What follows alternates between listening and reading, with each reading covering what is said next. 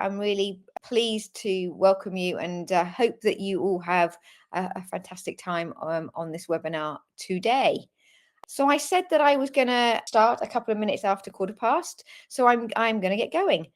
Please don't worry about taking notes. At the end, we'll give you a link to our WhatsApp community, and all of the recording for the webinar will be shared on that, but also in an email. So we don't share the slides, but we do share the recording. So please don't feel like you have to scribble anything down.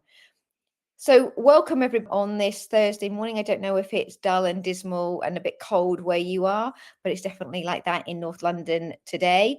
I'm Jo Taylor. I'm MD and founder of Let's Talk Talent, and I'm super thrilled to be talking to you today about how to run a culture audit. If any of you have been on any of our webinars, you'll know that they're really interactive. I'll be asking you some questions, but you can ask me anything that you want to. Oh, Shireen, thank you for telling me it's beautiful and sunny in Bristol. Please send that to London. That would be awesome. But those of you that haven't been on a webinar before and you don't know very much about Let's Talk Talent, or LTT, as I'm going to shorten it to today, our organisation is nearly 11 years old. I can't quite believe it. I've had a really eclectic, or some would say squiggly, career working in the creative industries, as well as for about 25 years working in global talent management and positions for FTSE 250 businesses. But I set up Let's Talk Talent nearly 11 years ago because I believe in my heart that fundamentally everybody has potential. Doesn't matter where you come from, what background, what education, what's happened in your life, we've all got potential. And the question that we need to ask ourselves as organizations, as leaders, and as individuals is, where can my potential take me? So potential for what? Where can I go? And how do we create those environments that enable people to not only drive their performance, but also enhance their potential? So our mission and purpose is to help you do that by getting, keeping, and growing brilliant people. That's what we do. That's what we've been doing, and that's what we'll continue to do. And hopefully you'll come on this journey with us, and we'll be still talking to you in another 11 years' time. So that's a little bit about us. So let's dive into the webinar today and what I'm going to be talking to you about. So we're going to start off at 35,000 feet, and we're going to think about what is culture, because everybody talks about culture as a thing. Why is it important in helping you get, keep, and grow brilliant people? When might you want to activate a culture audit? So what are the things that might be going on that you're seeing and hearing from your people? So what are the kind of data points and sort of gut reactions fundamentally that you might want to activate a culture audit? I'm going to take you through a couple of examples from some recent client work that we've done to show you how we've created and supported businesses in delivering a culture audit, but hopefully it will give you the tools and methodology that you might be able to, with your own HR teams, activate if you didn't want to work with an external consultancy. We're going to talk about the levers that will support that change. So what are the kind of levers that you can pull, dial up, dial down, and the potential ways of measuring success. At the end, if you stay with us until the end, we have some offers and some tools and techniques that you might want to download or continue the conversation with us online. So please do stay. And if you can't, don't worry. As I said, this will be shared afterwards. So I want to start off by throwing this question to the group. What is culture? So when I say the word culture, what sort of triggers in your mind? Is it about people? Is it about environment? Is it about strategy? What are the things when you're talking about your culture that you're actually thinking about? So that 35,000 feet definition of culture. So what do you think? Add your thoughts into the chat. I'd love to hear what you think and feel culture is and what it isn't, basically. Rachel, love that. Water cooler moments, what people say about working at the organization, and often talked about a buzzword: performance, culture, safety, culture. Brilliant. I mean, how people show up and feel belonging in the workplace, a combination of people, behaviors, values that people can recognize. Love that. There's the old Peter Drucker quote that says culture eats strategy for breakfast. And I think it's an oldie but a goodie. And actually, for me, you can have the best strategy, you can have the best EBITDA, you can have all of those sorts of growth plans, all of those types of things. But strategy is exactly what you talk about. It's that sense of belonging, it's the shared beliefs, it's the, as Jackie says, the customs, the values, the ways it makes you feel. It's the heart and combined with the head. And the reason why I say that and I get passionate about it is that this quote for me really sums up the best and worst of cultures that I've worked in. So for me, culture is how employees' hearts and stomachs feel about Monday mornings on Sunday night. And I'll tell you why I think this is really important. We're working in a world now that is much more fragmented, that's more disrupted, that the pace is bolder and bigger. And we're asking people to do more, probably with less resource, less time, and also not working in the same place a lot of the time. So we're having to create cultures and microcultures where we don't necessarily have a place like those water cooler movements where we get people together. So actually, it's even more important to create that sense of belonging, to have leaders that really join the dots for people, that enable people to understand what it means to work for you. It's the join up between the purpose. And I did this at my team on offsite 2 weeks ago. I asked people, why work for LTT? Why now? And then what are we going to do and how are we going to do it? And for me, culture is a join up of that. And some of the best experiences have been where I'm excited to go in to work physically, mentally, spiritually, emotionally. And some of the worst experiences are when I haven't. And that's probably not any one thing that has made me not want to or been unhappy in work, but it's a combination. So when I think about culture and culture audit, it is much deeper than stress or well-being or environment or competencies. Actually, you can't, in a lot of ways, it's a very individual.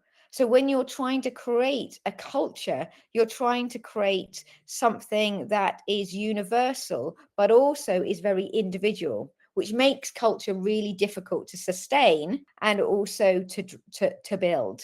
So I don't want to put you off, but I think it's really important to understand those things, because what an individual feels and what a leader might say can be different. And it's the impact intended and the impact felt that drives great cultures. So if we believe that is what culture is, getting culture right, as I've said, is so important. And it's something that we strive to do. And it's not something that just starts and stops with values, with engagement surveys. It's a continual piece of work and something that everybody, let's be honest here, everybody owns, not just you as the HR leader and the HR function. So the reason why I think it's really important is because culture is built on philosophical and practical elements. And for me, this is the heart and the head. So the head is the practical. So it's the ways of working, it's the rules that show people what they need to and how they need to do it. How many days you need to come into the office, how people communicate, what the structure is. All of those elements are the practical reasons why people, how they get paid, what their salary is, career opportunities. That's the practical element. So that's the head. And that can be easy, I think, easier to put somebody on. But the philosophical is the heart. It's that sense of belonging, it's that community, the purpose of why somebody comes to work. And that is much more difficult to measure and to report, because we all focus as organizations on the practical elements of culture. But actually, I would encourage you to start to think about the philosophical, because there's philosophical for now when we think about the future of work and the way that we're working, and AI and technology evolution, and we're in the technology age, the philosophical is much more important. The practical you can fix, the philosophical is how someone feels, which is much more difficult to articulate sometimes when you've got a global business, or even in a small SME. You start off with the philosophical and you need to move to the practical. And a lot of founders, myself included, go, well, if I build, am I going to lose the heart? And I've really focused on infrastructure. So whatever stage you are in your development as an organization, blending the two and thinking about those in symbiosis is incredibly important. And don't just take my word for it. I've been around for quite a number of years working in organizations, but I thought I'd share a couple of stats with you, which may be really useful in the way that you articulate this to your senior leadership team or your board. So when you think about why culture is important, 89% of highly engaged employees claim the culture in the organization is positive.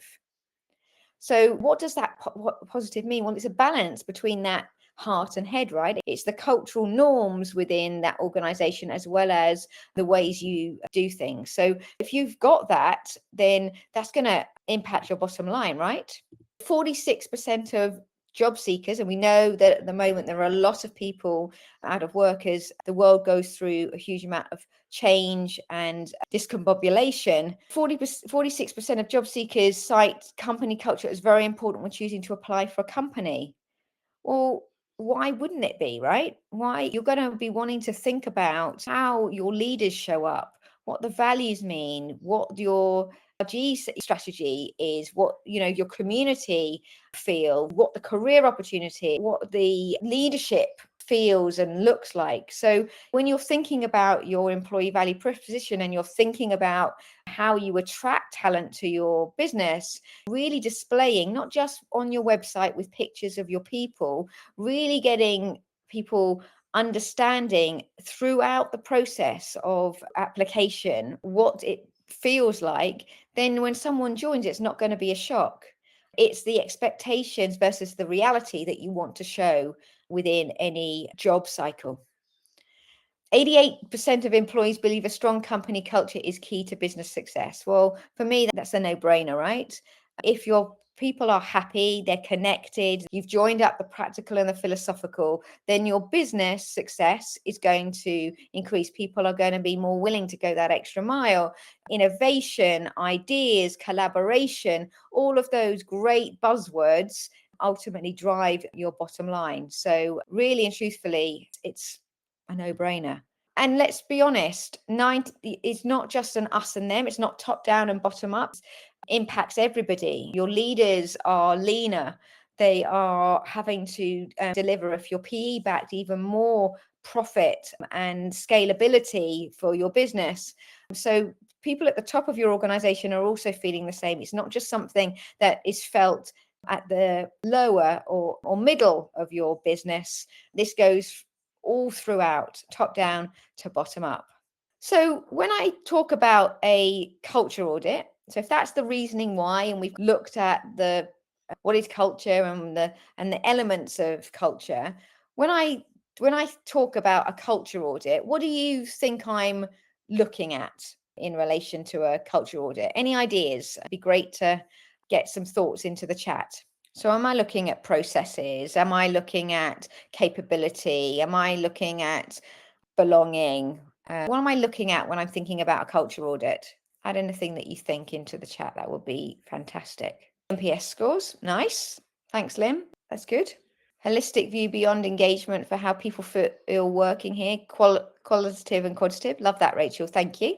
An assessment that actually reflects how people experience the culture and whether it matches the company's view. Love that, Jackie. Thank you. Keep them coming. Any other thoughts? And please, if you've got any questions or you disagree with me in any way, please tell me. I'm more than happy to answer that.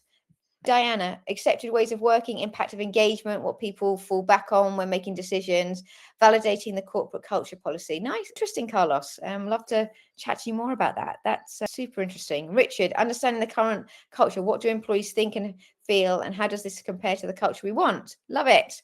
Amy, looking at the values, are they aligned to the organization policies, behaviors, daily practices? So that's one view of a culture audit. So for me, it pulls together a lot of the thoughts that you're thinking about. So for me, a culture audit is an investigation and an objective evaluation. So let's think about that: investigation and an objective evaluation of the organization's culture based on the current and real view to identify clear actions and improvements. Right? So it's looking objectively. So it's not making assumptions. It's thinking about the input. So that's the quant and the qual, but it's coming out with not only the real view, but it's making sure that there are clear actions. So not a list of 20 things, but what you can do now and what everybody's responsibility is for improvement. So I'm going to show you how we do that in a moment. So why would you do a culture audit, right? What if that's what it is? Why would you do it? Well, you'd run a culture audit in our experience because of these four things, and there are probably more, and I'd love you to tell me if you think there are more. So first and foremost, you might have feedback. So you might have feedback from your survey, or you might have feedback from your people directly to you about your culture. So something might be, you might have, I'm doing one at the moment around stress, well-being and work-life balance. And that's come directly from their half-year culture, the team assessment. So there's going to be some investigation about when people have written comments about workload, stress, well-being, what exactly is going on and what can be done by that leader and that leadership team to support their people more effectively. So you'll have feedback. There'll be other data points. So it might be that you have people leaving your organization. You might have people that are going off sick. You might have some cases. So you've got data points that are giving you a cause for concern, and you want to look into it objectively. You might run a culture audit because there's been a big change and transformation. So there could be, you recently had a merger or an acquisition and you've got two different businesses and you want to understand how you bring the cultures together. You might have had a big change in one particular area and your engagement scores have gone down and you really want to understand what lies beneath. And the final reason why you might run a cultural audit and that I've seen is around leadership.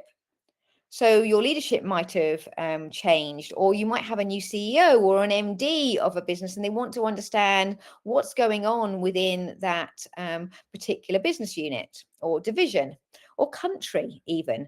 So of all of the reasons why we have been commissioned to run culture audits, those feel the foremost hairy and scary, and the reasons why somebody would ask for that to be done objectively. Because if you think about objectivity, yes, you will have objectivity as an HR team, but you're also investigating or evaluating your own patch in a lot of ways. So being able to have or somebody that can hold the mirror up and give you that objectivity, but also to give you clarity on what those recommendations, even support your gut reaction, can be a good way of leveling and moving faster to a resolution. So let me ask you a question, and we're gonna launch a poll. Have you already run a culture audit in your business or your division or your country? Just put yes, no, or if you've got it in the pipeline. Probably that's why you're on this webinar, if it's in the pipeline. So thank you so much for taking part in this. So we've got nobody who's currently run one. That's probably why you're on this webinar. We've got even Stevens, really, no, and in the pipeline. So I'm glad that there's a lot going on in the pipeline. So I'm hoping that what I'm telling you is resonating, and you're getting some ideas. And if you haven't, there's probably a reason why you haven't. You might not need to, and you don't have the data, or it's not just priority at the moment. So hopefully you're still getting something from this webinar. So thank you for that. That's super helpful. So let's take you through a couple of case studies. So let's bring this to life because I think that's really important. So we've talked in a broad sense at the moment, and we've dug a little bit deeper into why and what a cultural audit is. So let's look at how they've been created and what the results have been. So the first case study was from a higher education business that we've worked with for a long time. They've got roughly 10,000 employees. The department was 500 people that we were looking at. It was based in London. So an established business, founded in 1829.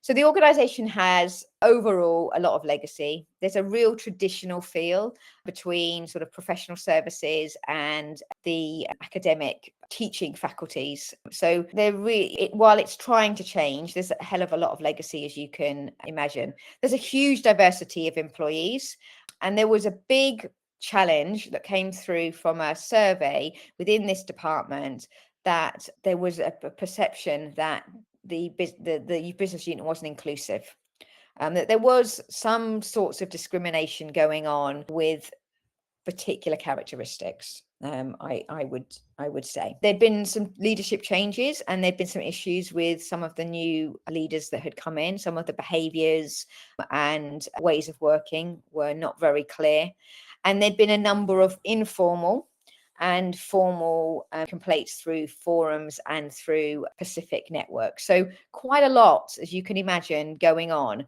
and quite a lot for the HR business partner to get under the skin, who'd also was new at that time, so wasn't sure kind of where to start.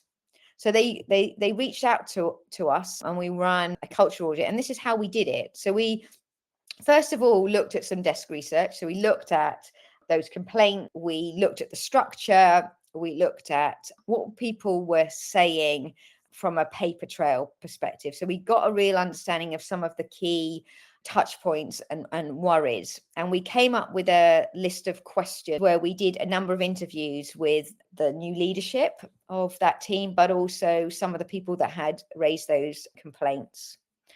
We also did some drop-ins and some focus groups for members who felt safe, because there was a big piece around psychological safety within this particular business unit. So we gave people an opportunity to come and talk to us and just have an anonymous conversation. None of this for the open house was recorded. The interviews were, obviously, because we needed to be able to track against the desk research, but none of that was shared, obviously, with the client, and it was completely anonymized in the recommendations report that we devised for not only HR, but for the leader of that business, very clearly stating what was going on, what we'd found. So we did the sort of as is and the to be, and then really recommended how that would be communicated, because I think that's really important in this. It's not only that you do these processes and you give people an opportunity to have their say, and they feel that that's been included and they've been included in that conversation, but that you then round that off in terms of replaying what was seen and heard, so that they can feel that they've been listened to, which I think is incredibly important, rather than it just be a tick box by the management. So where we landed, well, there were some significant changes to the team. So some of the leadership changed. It was an opportunity for the department to tie up and conclude some historical issues. So they were able to move past that with those changes. There was a complete reset on the purpose and values. So that was really a reset within the team. All, as I said, the communicated results and actions, and there have been regular beats and regular updates since. There was a development program, so some coaching and some development workshops run by the organization internally to develop that leadership, to make them more compassionate leaders, to give them coaching on communication, on feedback, on change. So it created transparency. So there had been no transparency before, and there had been a lot of talk and no action. And it really supported and empowered those employee forums to instigate that change. So it didn't just happen overnight. This was a 6 to 12-month process, not the cultural audit, obviously, that took a month to do, very quick, but it's been an ongoing, and that's what I mean. These things, yes, you can get an objective investigation and actions, but it's what you do after it that's much more important than actually the process that you undertake. So that's where we landed with that client. If there's any questions, please do put them into the chat. I'm more than happy to answer anything about these clients or anything that you might have that springs to mind. So the second challenge was with a public sector client that we have, much smaller, to overall 200 employees, and they were a government department. And this was a team that was set up specially during COVID, so quite a while ago, but was set up to manage a lot of the communication and the narrative ultimately. So a lot of people were brought together very quickly. So it had to be obviously jacked up really quickly from across the civil service. They had a recent survey that had pulled out some leadership wellbeing issues and working environment. People were, as you can imagine, very scared. There was a lot of work to do. There was a lot of pressure from the government at the time to deliver. So people were under a huge amount of pressure, as well as worried about their own health and safety at the end of the day. What was extraordinary was that while all of this was going on, excuse me, I've got hair that keeps tickling me, people were really proud and energized by the important role that they were playing. So you had that dichotomy of, on the one hand, very scared and concerned about their own well-being and their family's well-being, but also really proud and energized. So how did you harness all of that together? And the team were definitely in that storming phase of team performance. They'd formed, they were now storming, and they wanted to move into that norming and performing because they had to, for the scale of change and the scale of impact that they needed to deliver. So what did we do? Well, we had a briefing and positioning, and we briefed and positioned this work in an all-staff forum so everybody knew what was going to occur. We looked at the people survey reviews, we did some interviews, we focus groups, and we did drop-in sessions. So we did a big amount of data collection in a very, very small amount of time. And these people were the masters of data collection. So I felt at the time really under pressure to make it meaningful for them, because I felt we were going to be critiqued on our data. We certainly were. In the report, and people wanted to know exact percentages and where that had come from. So there was a lot of, sometimes there's pressure from the client in the way that their culture and their ways of working. And then we did some analysis and reporting. We fed that back to the leadership team, for them to cascade back to their divisions ultimately, and gave each leader responsibility for delivering within their particular division. So where we landed was that there was an away day for the senior leaders where they created a common culture and ownership, and they used the emotional culture deck around change. You're going to see in a moment, one of our offers is we're running a session in Learning at Work Week about the ECD culture and change tool. So it's one that they use and really successful to understand the emotional drivers of culture and change. There was a number of individual coaching sessions for each of the senior leadership team. There was a setup of a peer network across the division to support people and raise issues before they became more difficult to manage. There were proactive campaigns across the ED&I. That was really important because that had definitely slipped in the panic to get everybody together. There was more openness and on selection and progression routes. So there'd been quite a lot of people talking about the fact that people had just been put into roles really quickly, and that had gone to friends and family in effect. So there was more openness. There was definitely improved flexibility around, at the time, working patterns and expectations. Even though the government were calling for lots of stats and figures, how realistic was that? So what they could push back on, they could. And there was definitely a clarity around goals and objectives. So really an opportunity to get people to think and feel what they needed to do. So again, if you've got any questions, really happy to answer them. So what to consider when running an audit? Well, think about the breadth. So think about how deep or how broad you want to go. Is this all company, or is this in one particular division?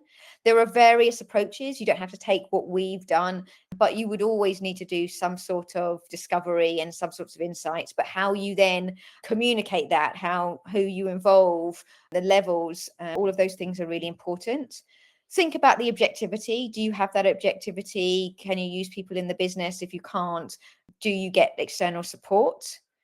really think about how you accept the real culture of review, base it on the now, so the expectations versus the reality.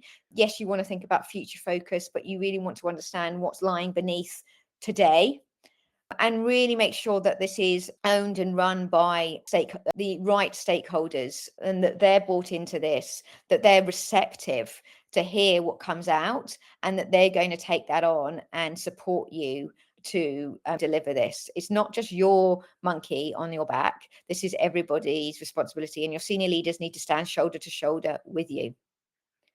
So this is how we shape culture in the LTT way. And if any of you've worked with us before, I always talk about the blend between the science, the art, and the humanity, and that's the LTT way. The science is the data, basically, joining the dots, the business objectives, that operations review, in effect.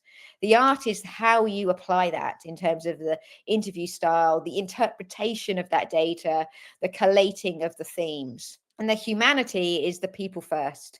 How are you driving collaboration? How are you building connection? How are you ensuring communication? And by joining all of those elements together, then you create a culture audit of something that really joins up the practical and the philosophical elements, of culture. So if you want to know more than happy to talk offline about any of those and give you some more examples. So whether you like it or not, you're going to have a culture in your organization. So why not make it one that you love? Who wants to come to work? Who wants to lead an organization if we don't love what we do? Now, we can't always have joy in our hearts.